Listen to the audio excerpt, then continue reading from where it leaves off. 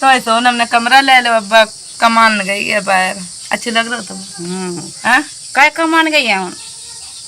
काय कमान गई आदमी डरो नहीं, चलो कितो बर्दाश्त करो जे बताओ, आप ही लोग बताओ।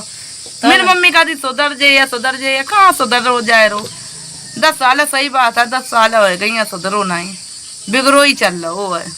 हमारे चल रहे तो हम तो समझाया था हिंदी में, लेकिन हम जाकर का सोनम रोक देती है। मम्मी तो मेरी डराती लाती हैं, जाती नहीं है। डेरा एक दिन तो गाना है ना इनको, रोज एक गाना है। रोज को गाना नहीं है। अब जिन्हें दुख मिला था वो समझे यार, कोई था ना समझे। अब हम नहीं समझे का, हमारा हमें दुख मिला था वही तो हम समझे हैं। वही हालत इनकी। जय श्री श्याम दोस्तों, कैसे हैं आप सभी? आई होप बहुत अच्छे होंगे, खुश होंगे। तो भाई आज वीडियो आया है सोनम का, और भाई ये जो है पूनम भौजी का वीडियो आया है कि सोनम ने जो है रूम किराए पे ले लिया है। और आपने देखा होगा सोनम की वीडियो में कि सोनम पंखा, बर्तन सर्तन जो भी ज़रूरत की चीज़ें हैं वो ख़रीद कर लाई है। और इधर जो है इनकी जो मम्मी है और पूनम भौजी हैं वो आपस में बात कर रही हैं कि रूम ले लिया है। और तो इनकी मम्मी ने बोला कि अभी कैसे मान गई, मतलब इनकी सोच होगी, मतलब वो पहले से बोला होगा कि वहाँ उसके साथ मत रहे, कि वो ऐसे करता है। तो कहीं सोनम ने फैसला मुझे लग रहा है इसलिए नहीं लिया होगा क्योंकि उसके हाथ में पैसा नहीं था, उतने पैसे नहीं थे। मतलब मिलते भी होंगे थोड़े बहुत, मगर उतने नहीं मिलते थे कि वो अपना जीवन यापन कर सके। अब शायद मुझे लगता है कि सोनम ने सोचा कि चलो भाई अब मैं 4 पैसे कमा रही हूँ, और अगर बुआ ने जैसे बोला है कि वो शादरे में चली गई है तो हो सकता है वहाँ कोई जॉब वॉब करेगी, तो यूट्यूब के साथ साथ भाई जॉब भी कर लेगी। तो जब तक कोई हिम्मत देने वाला नहीं होता ना, इंसान आगे नहीं बढ़ पाता है। तो हो सकता है बुआ ने बोला होगा कि चलो तुम वहाँ जाके रहो, मैं तुम्हारा साथ दूंगी और तुम किराए पे रहना। और वैसे मैं एक बात बताऊँ, सच बताऊँ, बड़े शहर में एक लड़की को बच्चों के साथ रहना बहुत मुश्किल होता है। अकेली लड़की को जो है, आप समझ सकते हैं दिल्ली का हाल क्या है, आप लोगों से छुपा नहीं है दिल्ली का हाल, या हर जगह का ही माहौल ख़राब है। और वहीं पे एक अकेली लड़की रूम लेके कमरे में रहे, कमरे में रहने में शायद हो सकता है भाई बहुत सारी प्रॉब्लम भी क्रिएट हो सकती है। और रही बुआ की बात है, और ये है कि अगर बुआ एक तरह से, अगर बुआ सपोर्ट में है, बुआ साथ में है, तब तो भाई कोई प्रॉब्लम नहीं होगी। क्योंकि अगर कोई साथ में रहता है या कोई साथ देता है तो दिक्कत नहीं होती, कोई अपना साथ में रहना चाहिए तो परेशानी नहीं होती है। वरना वरना एक अकेली लड़की के लिए अलग रहना बहुत मुश्किल भरी ज़िंदगी होती है, वो भी अगर छोटे छोटे 2 बच्चे हों तो। तो भाई आज पूनम भौजी जो है मम्मी से कहती हैं कि उसने अलग कमरा ले लिया है और 10 साल हो गए हैं, कितना ही कोई बर्दाश्त करेगा।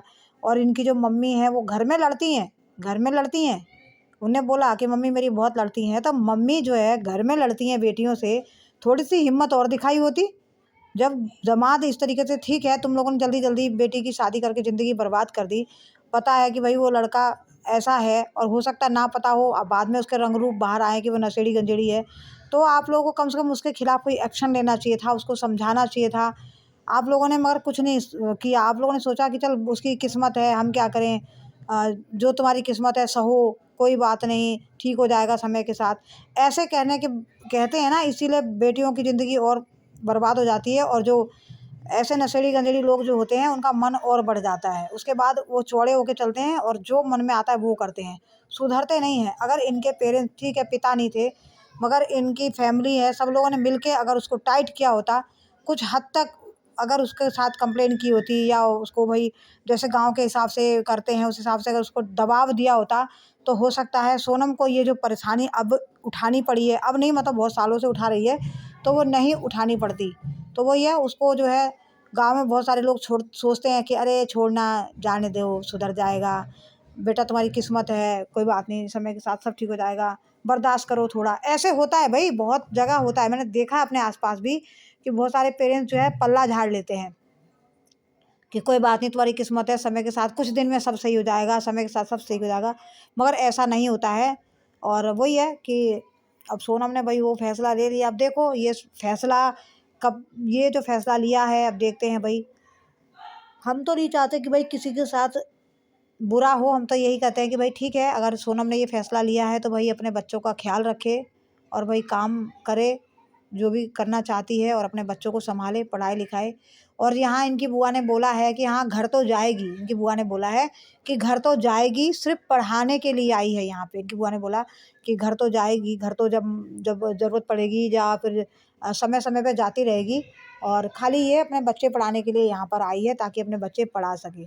चलिए देखते हैं कि सोनम का वहाँ पे रहना कहाँ तक सही है, या भाई सही भी हो सकता है, क्योंकि इतना अत्याचार सहने के बाद तो क्या ही कहोगे। तो चलिए ठीक है, हम तो यही कहते हैं सोनम को, भाई अपने बच्चों का ध्यान रखे, अपना ध्यान रखे, अच्छे से काम करे अपना, और ब्लॉगिंग भी करे। भाई अगर बच्चों की ज़िंदगी अच्छी होती है, इससे बढ़िया तो कोई बात भी नहीं है, और अपनी भी लाइफ अच्छी कर पाएगी। तो चलिए भाई, खुश रहने का हक सबको है, आज़ादी से जीने का हक सबको है, क्योंकि भाई बाकी मैं क्या ही बोलूँ, आप लोग बहुत समझदार हैं। तो चलिए फ्रेंड, आप लोग अपनी अपनी राय दीजिएगा कि अगर सोनम की मम्मी ने समय रहते थोड़ा सा सोनम के पति को टाइट किया होता, उसके ससुराल वालों को टाइट किया होता, तो शायद सोनम की लाइफ कुछ हद तक ठीक हो जाती। मगर उन लोगों ने केयर नहीं की, ध्यान नहीं दिया अपनी बेटी की कि मेरी बेटी की ज़िंदगी बर्बाद हो रही है, हमें कोई कदम उठाना चाहिए। उन लोगों ने इसकी किस्मत पे छोड़ दिया, इसको जो है दुख मतलब सहने के लिए छोड़ दिया बस, इसलिए आज ये भुगतना पड़ रहा है सोनम को। तो चलिए जी, दीजिएगा अपनी अपनी राय, मिलते हैं अगले वीडियो में, तब तक राधे राधे, जय श्री श्याम।